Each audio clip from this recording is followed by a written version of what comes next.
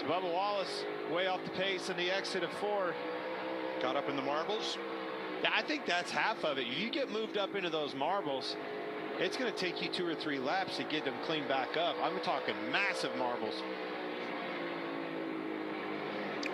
How about Chase Briscoe, who has slipped back now to 15th place? We listened in. I told him to stay out of the resin, but I don't know what the hell's right. The 41 tires look the worst, and he ran up top the most. So a lot of different information we're getting.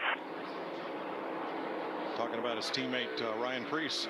Well, and that's where we are up in the booth. We don't know if it's better in the booth. There's 8 cars off the pace. From second, big time problem. Regan.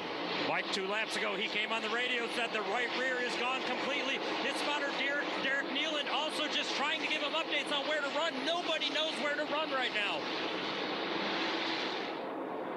Nowhere to hide.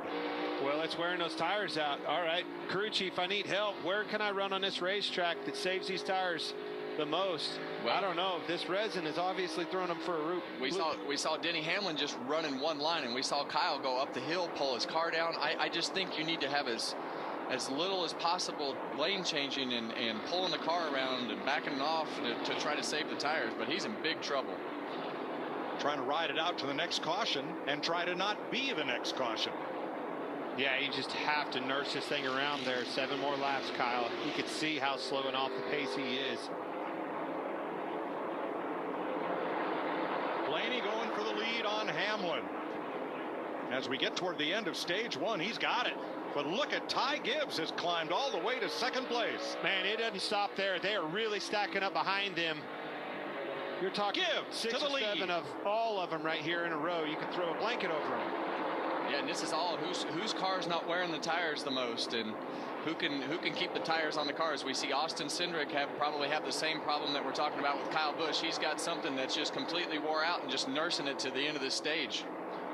Ty Gibbs, the driver with the best average finish this season, last year's Rookie of the Year, and Kyle Larson have powered past Ryan Blaney to take over spots 1 and 2 with 4 to go in stage 1.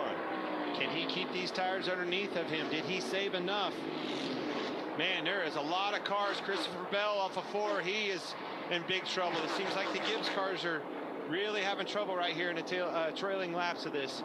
When you drive this car, it will just, when the right rear tire shuts off, and it is instantaneous, and all of a sudden you just can't drive it anymore, and you just have to almost stop to make the car go around the racetrack. Buescher takes 3rd from Keselowski. Denny Hamlin in a wall off of 3. Turn 3. And a spin in turn 2, and it's Kyle Busch. And it's down. The right rears finally blew out on him. I don't think he's the only one. Denny Hamlin was in trouble getting into 3.